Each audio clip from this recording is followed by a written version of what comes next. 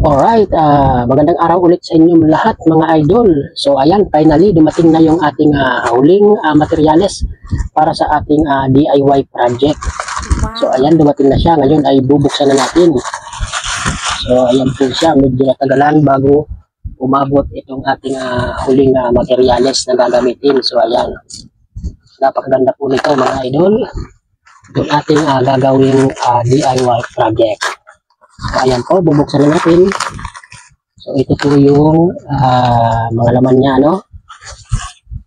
So, ayan. Sasabihin ko rin sa inyo kung ano nga ba itong aking mga in-order, mga idol, para may idea rin kayo.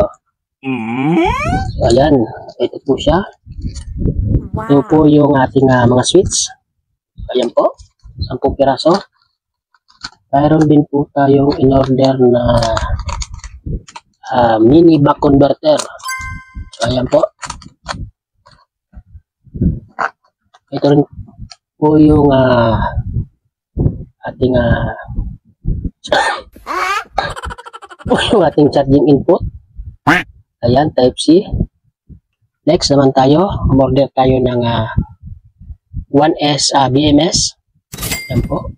Para sa ating battery protection. Wow.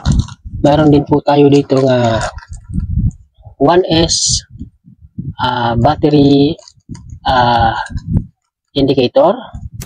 Ayan po siya, pang 18650 po ito na battery. Dito po natin malalaman kung full pa ba o lobat na yung ating battery.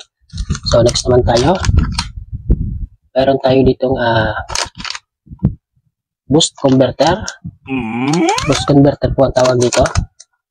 So ayan po. Next naman itong ating 5.5 by 2.1 female jack connector. Ito po yung magsisilbing plug ng ating charger. So ayan po, dito po tayo maglalagay ng input ng ating charger. Ayan. Para mas madaling ma-charge yung ating battery. At ito po yung ating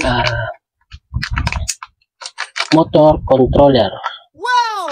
Ayan. Motor controller po ito. Pwede po natin itong gamitin sa ilaw para makontrol natin ang kanyang lumen. Yun po yung brightness niya, no? Pwede natin i-adjust dito gamit lamang itong aparato na ito. So, ayan lang mga idol. So, ayan, kompleto na po. Kompleto na po sila. So, pwede na po natin siyang buuhin, ano? So, next video po natin mga idol ay bubuuhin na po natin ito.